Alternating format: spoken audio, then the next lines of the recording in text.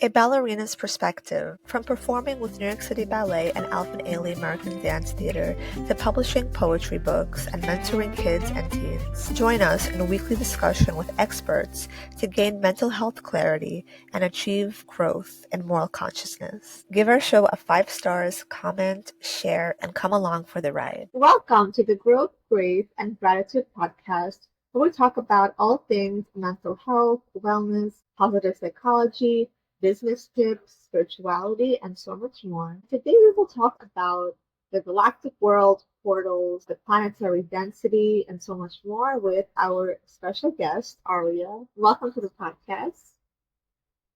Oh, thank you very much. Yes, I'm happy to be here. yeah, so excited to talk. And Arya we'll talk a little bit about this kind of spiritual integration process. She now serves the light in a larger capacity through portal creation, the clearing of planetary density, and the infusion of higher vibrational light energies into Earth's grid and ley lines in various areas of the world. She is known by the name Illuminaria, which is beautiful because this is like connecting the illumination, right, from dark to light, from finding more truth and enlightenment. It was definitely an inspired name, just given to me, and I thought, oh yeah, that totally makes sense. Let's do it. Yeah, I love that. It's so cool how, like, when we do get kind of those inspired names or symbols or tones, this is so interesting because this is how, like, artists are divinely inspired at times when they're able to create music, or like poets when they're able to be kind of channeled through their fingertips, you know? It's so beautiful. Have you experienced this as well with channeling?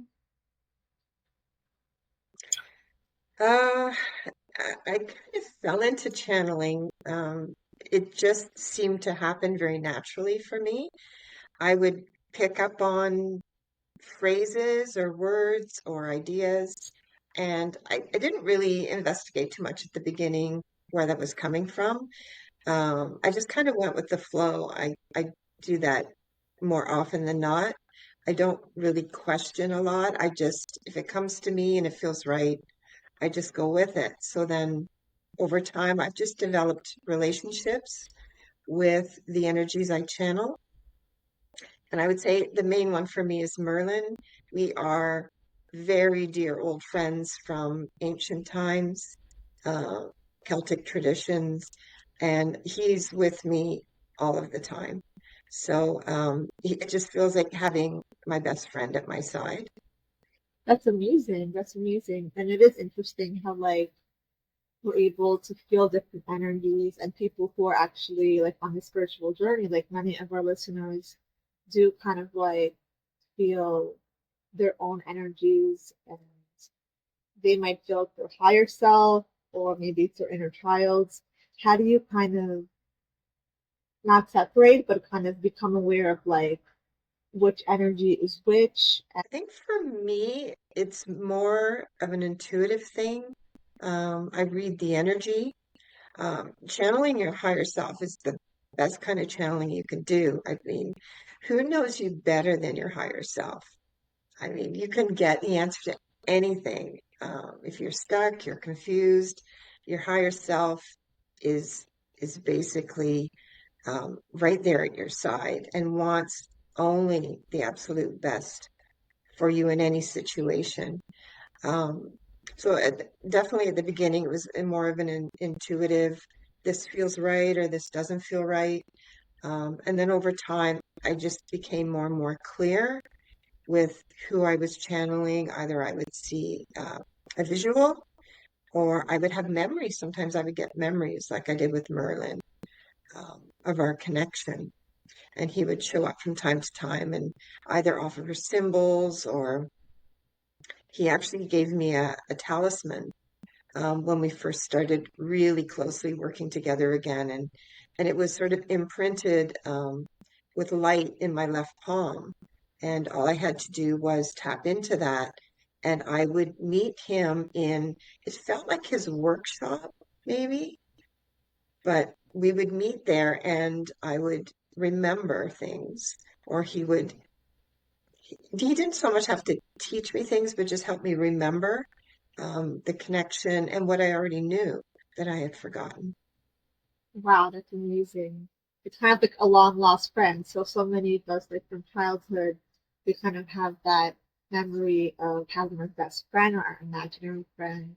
And unless we hit such like a beautiful kind of like reunion, coming back to parts of yourself or connecting to like parts of your sacred inner child self. And especially like with the astrology, there's so much shift also going on there. Sagittarius, our soul is kind of aspiring and being inspired to do more, where it's like focus more on adventure of the soul and to seek out truth, to have that thirst for knowledge and to kind of like uncover different blocks within ourselves, because I feel like every cycle that we go through is kind of presenting to us like a different version of reality that we kind of have to uncover for ourselves to help us find our purpose. Right? Hmm. Well, I believe we come into each lifetime with all of the talents and abilities we need. It's just that we may not come in remembering them. So um, but I do find that we will bring in the ones specific to what we need in that lifetime to help us deal with lessons or maybe just help us with our life purpose. And I truly believe that we, when we come in with those gifts, they can either be given to us initially, or we can actually tap into other aspects of our soul, other fractals of our soul, and borrow that information or gift or ability from that other aspect because all the fragments belong to the same soul. So why not? It's almost like a library. Okay, well, I'll borrow that from you. You can borrow that from me. Um, and it sort of completes the whole. That's so beautiful. That's such a beautiful way of looking at it. It's so true. And when it comes to like you mentioned, different fragments, is there also kind of different levels to like ascension where there's like the shadow self, and going to the shadow self, it's kind of like intense because we have to kind of like integrate all the darker parts of ourselves. And so often people who are on the spiritual journey, they experience trauma and they have to kind of go through narcissism, betrayal, all of those painful things that kind of feel like some kind of soul initiation. Have you felt that as well to kind of veer you into their purpose? Well, I do feel that we have lessons that we have agreed to in each lifetime. And it doesn't mean you have to complete it in one lifetime. I mean, yeah, you can be a rock star and do that, but not necessarily. Sometimes if you're involved in a very intense lesson, you can't possibly learn it in one lifetime. Um, and of course, if something happens, I mean, even people that um, decide that they can't continue in that lifetime and they leave the body for whatever reason, they can still continue that lesson on the other side. But I feel ultimately they need to come back and learn that lesson um, in this realm of creation. Right. Yeah. Life is like learning through the life. That's such an interesting point. If you're ready to shake off that daily stress, come join us for online beginner, adult, ballet, and yoga classes each week to connect with the flow of movement and the art of ballet into perfect synergy. Come as you are and learn to love your body a little bit more and gain strength and flexibility with each class.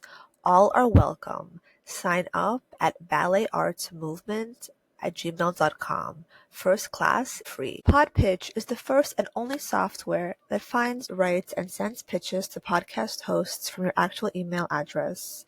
Podpitch will make sure you get podcast bookings, guaranteed. Link in the description of the podcast. ClickFunnels easily build any type of online business and sales funnel in record time, no matter what your product, service, or niche, without any tech, design, or experience whatsoever. Try the ClickFunnels 14-day free trial, link in the description of the podcast.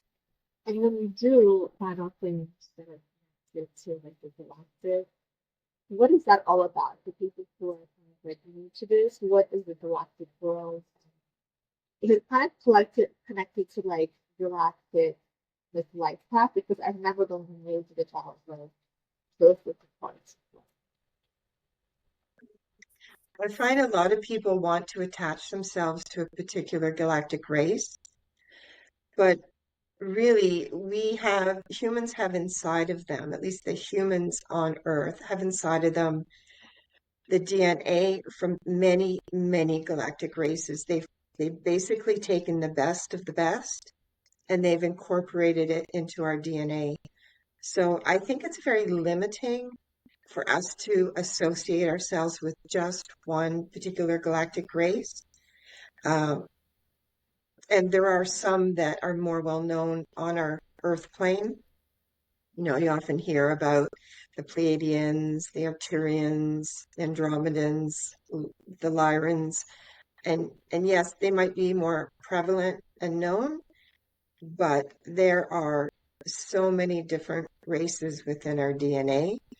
I know, for instance, my higher self comes from a planet on the other side of the universe completely. Not even Earth is not even ever heard. There isn't even a name for the planet. So to limit ourselves in that association, yeah, I think we're doing ourselves a disservice by doing that.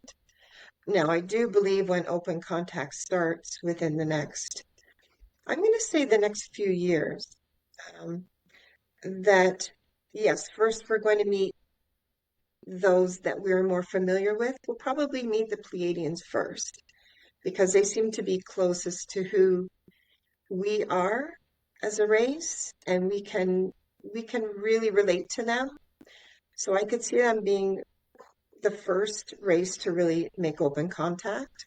And then I think as we familiarize ourselves with and get a bit more open-minded and we lose that fear of our galactic neighbors, I believe more and more will come forward. Yeah, that's so interesting. And when it comes to like chakras and meridians, is that also connected in kind of finding yourself or kind of learning about your soul identity? Does that also play a big role in it as well? I think our bodies are changing so dramatically. I've had a sense for a while that our individual chakras are actually going to come together and we are just going to be one large chakra. So I don't, although I can feel the energy in each individual chakra, and um, I know it has a purpose at this point. I really feel there's a blending that's going to take place as our bodies lighten and we release that density and we become more light body than we are dense body. So yeah, I don't think there's a huge correlation there. I do believe it's more in the DNA that Yeah. I think having the connecting to the DNA will also help us accept these other races. I think they will seem more familiar to us. Yeah, it's just so interesting how the familiarity is all connected to kind of like that sense of knowing, it's like a feeling when we're like babies, that's kind of you grow up in the environment but we become familiar to things and this becomes kind of like either our karmic or genetic timelines as we get older. And it's interesting how today is actually Universal Children's Day, so it's also really a great reminder how important the children of the earth of the universe are because there's so much trauma that children pick up or they're carried from different timelines and realities. And it's like a great message to to be leaders of the new earth, we have to kind of like make that space for kids and nurture kids the appropriate way as the parental guide forces. Mhm. Well, really, instead, I don't look at it as leadership so much. It's just we are here to set an example for our children. So if we are not going to live a life of integrity, integrity of who we are, and integrity of our actions and words and thoughts, then what are we teaching our children? You know, on the other hand, our children are almost always authentic. They don't know how to not be authentic. They are born authentic. So perhaps we could learn more from them than they could learn from us because the children coming in now, they're pure of purpose, pure of spirit, pure of soul, pure of heart. So what better teachers are there than our children? But we need to definitely protect them.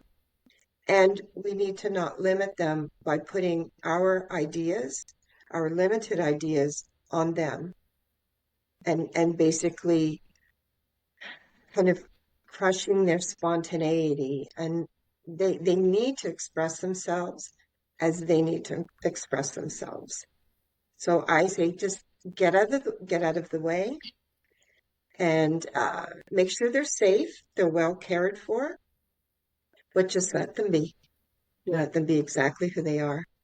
Yeah, that's so true. I was recently talking about like parenting and conscious parenting versus like helicopter parenting when you keep hovering over your child because he's just always fearful, and that's such a toxic way to parent because that's also kind of reflecting the parents' wounds that they're projecting onto their children because obviously parents want to protect their kids and want to keep them safe, but or they're kind of still unhealed in their own identity or their own surroundings or space, they're gonna infuse that negativity to their children. And then sometimes, children grow up with extra wounds that are not even needed because they kind of collect that from their parents or different societies. And I say get them away from the TV, get them outside, get them in nature, and just let them run, let them play. Um, I just find there's too much dependency on entertainment through TV and these video games. I don't think it's healthy. I really don't. Yeah, that's true. I remember when I was younger and I tried playing video games.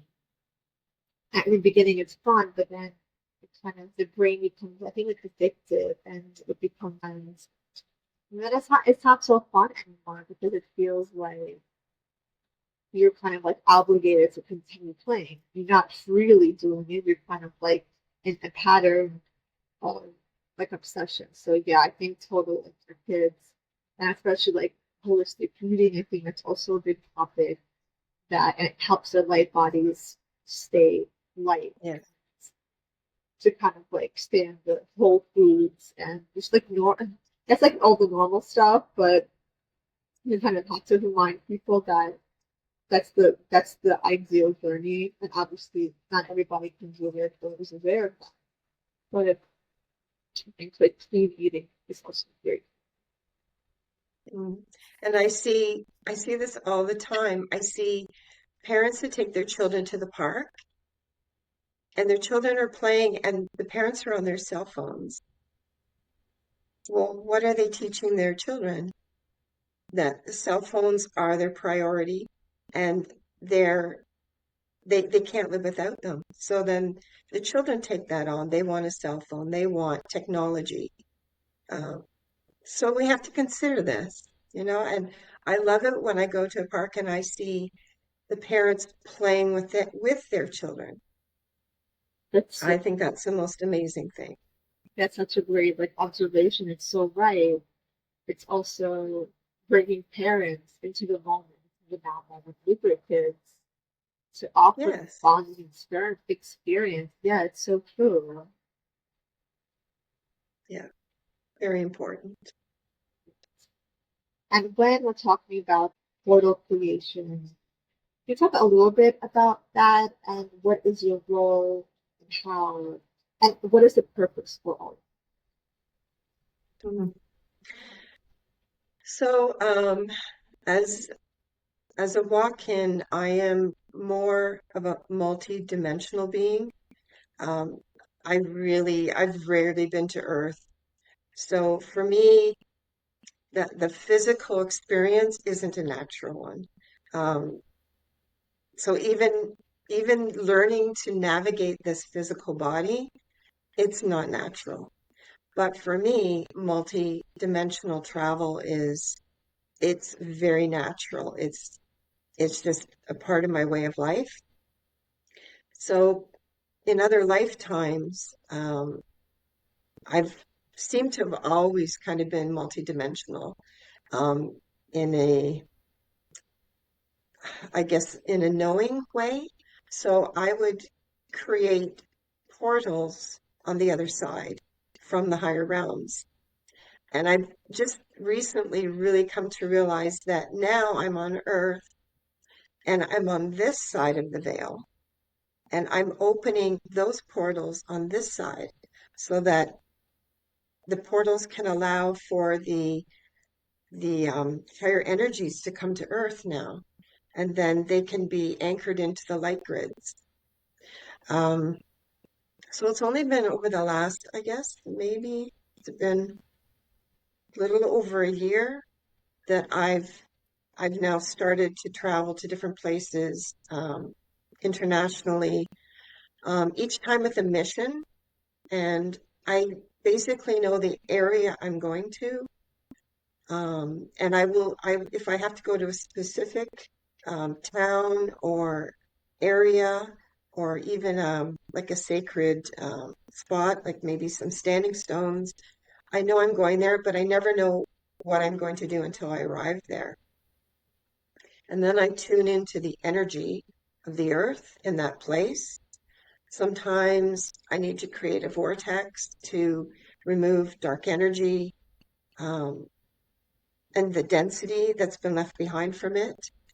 Um, Sometimes I use the vortex to bring energy into a very specific spot.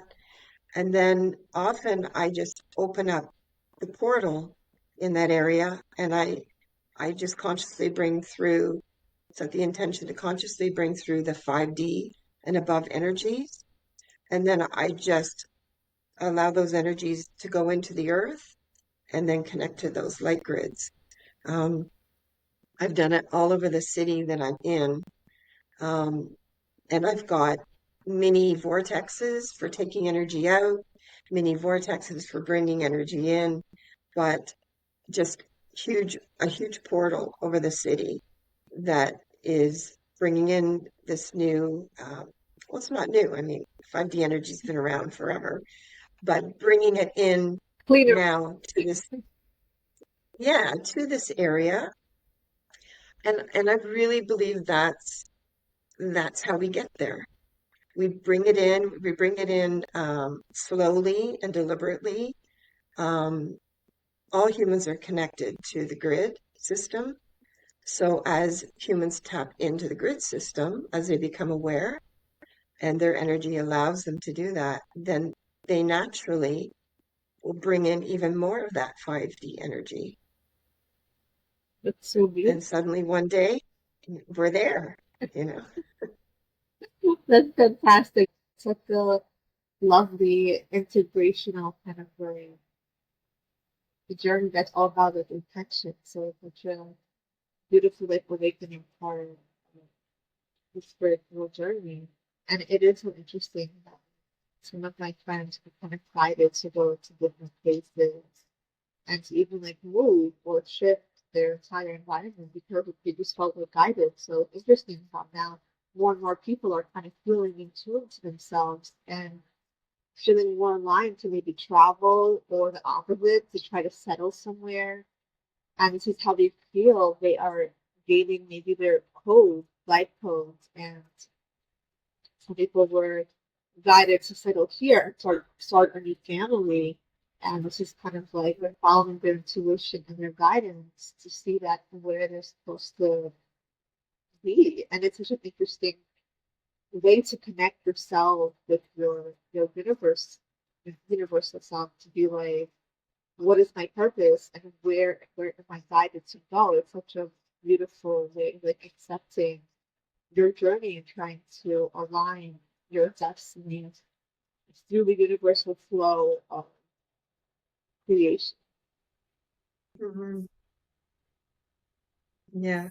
I'm really noticing in the energies that they're finishing up this chapter of their life now, where the energies are already beginning to come in, and they're putting pressure on those of us that have things to finish up to complete that chapter, and sometimes a whole book of their life.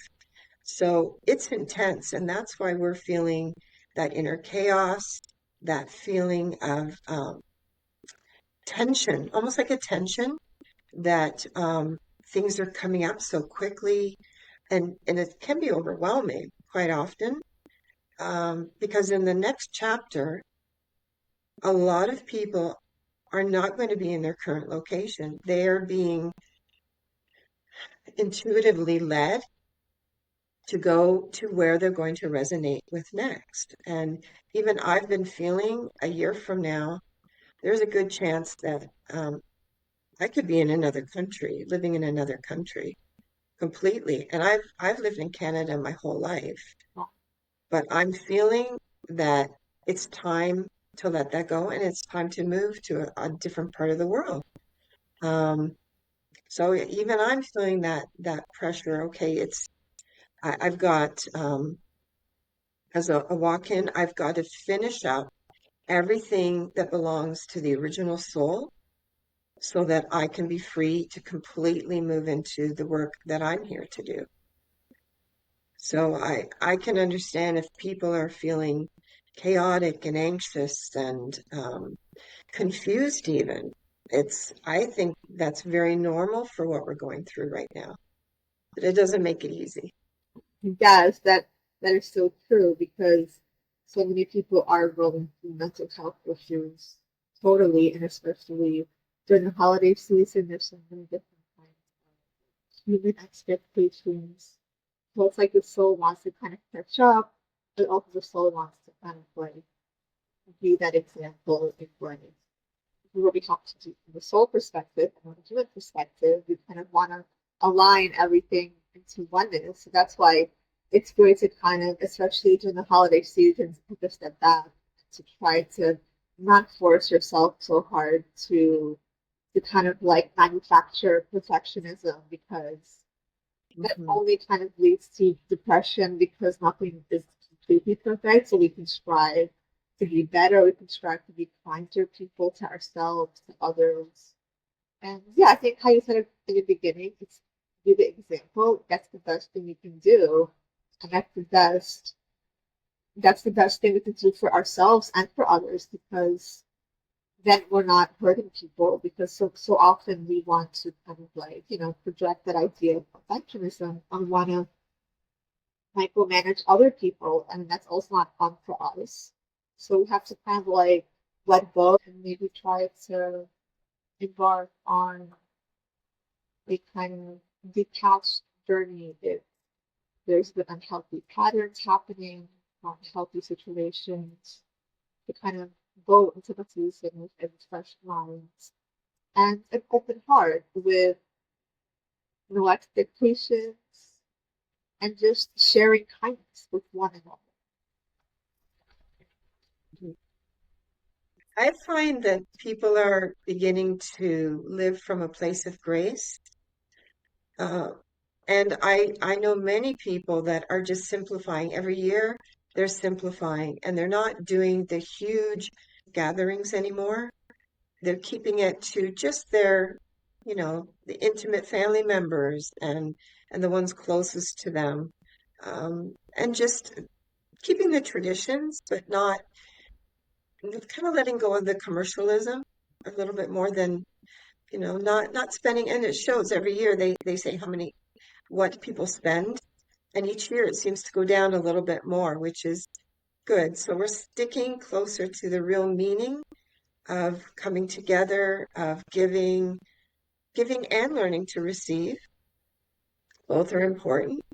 And just settling into that energy of love and abundance and peace. And I think that will get us closer to uh, a life of just, yeah, a life of grace and following our soul, because we're actually listening to our soul. We're not offering the resistance that we used to do by having expectations that were totally unreasonable to place on ourselves in the first place. People are getting more into self-love, self-nurturing, and if it's going to stress them out to do something, why do it? Really, why do it?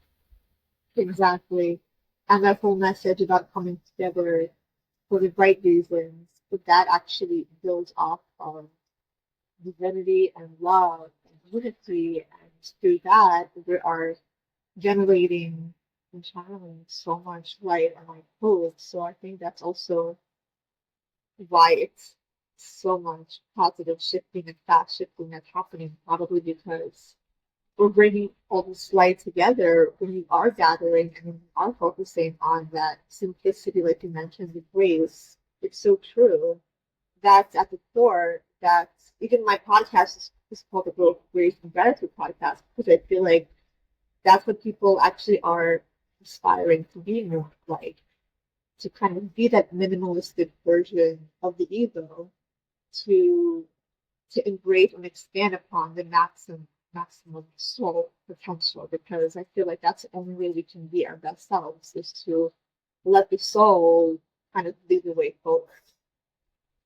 Mm, yeah, I feel the fewer distractions we have, the happier we're going to be, because then we're not taken off course. We're not disconnecting from the true compass that we have within ourselves.